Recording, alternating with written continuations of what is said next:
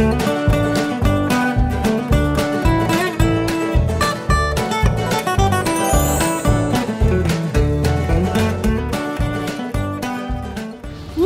araw mga friends! Shopping muna tayo ngayon dito sa Aldi na supermarket dito sa Australia. Kuha tayo ng basket kasi maraming kukunin nating groceries. Uy, may mga mangga. Kasi sarap ba to ng mangga sa Pilipinas? Huwag na lang muna. Uy, eto na lang muna, rock melon. Ang isa ay $4.79. Diyan ka sa basket, huwag kang malikot dyan, rock melon ka. Tapos, kuha din tayo ng strawberries. Ayan, isang box nito. $4.79. Next, kuha tayo ng giniling na karne. Ang tawag dito ay beef mince. $5.99. Ang kalahating kilo, may pang spaghetti na tayo. Next, kuha tayo ng oat bars na $2.99 ang isang box. Para may pang snack si boy sa trabaho. Pati ng chocolate at kuha rin tayo nitong isa pa.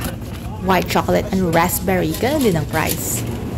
Kuha rin tayo ng sour cream pampare sa chili con carne o di kaya sa burrito. $3.19. At kuha rin tayo nitong spread na parang cheese whiz. Ayan.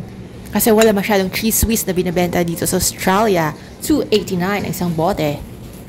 Uy, ang linis ng sahig. Parang pwede kang maglaro ng jackstone dito. Hello, toilet paper.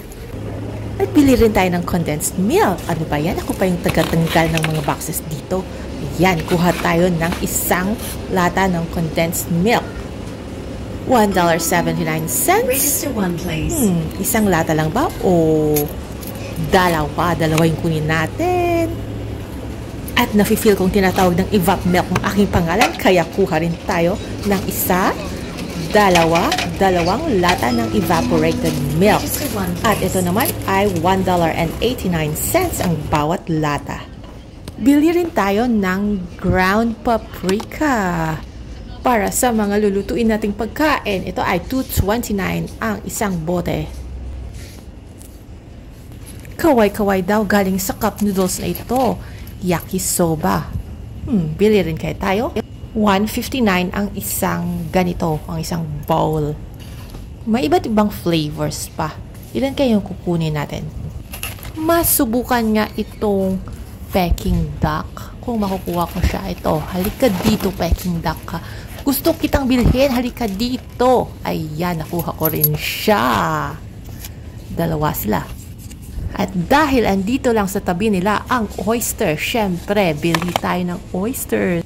$1.39 ang isang box ng oysters.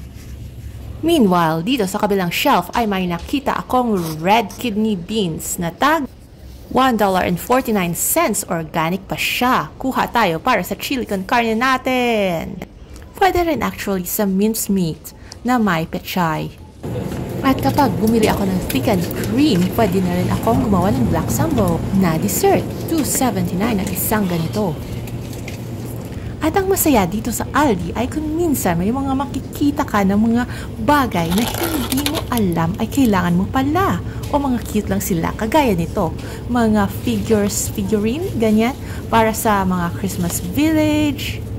Mga pang-decoration sa Christmas, kahit hindi na Christmas. Yung iba kasi, mga leftover na. Pero andyan lang sila hanggang maubos ang stocks. 2 beses naman nagse-celebrate ng Christmas dito ay may Christmas sa July o pwede yan. Ito pa, may malalaking figurines. Ang mahal naman. Or kuripot lang talaga ako. Pero okay lang, let's take a moment para i-appreciate naman ang mga cuteness ng mga decorations na to, diba? Kahit hindi tayo bibili. Yan ang tinatawag na window shopping. Ang cute oh. Gawa kaya tayo ng Christmas village next Christmas. Pero bakit mali yung tag dito?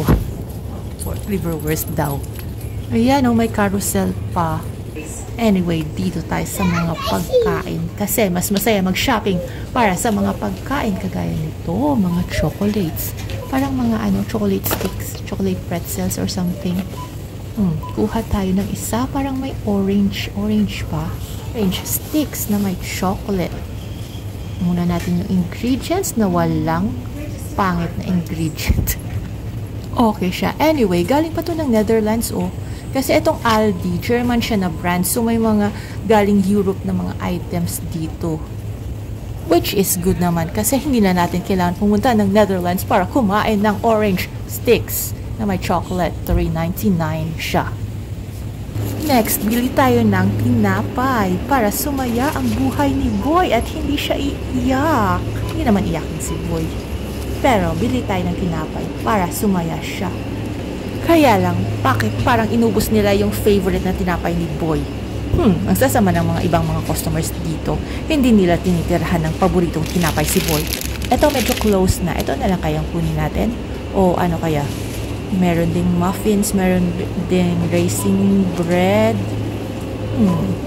Anyway, bili tayo ng tinapay. At umuwi na ng bahay.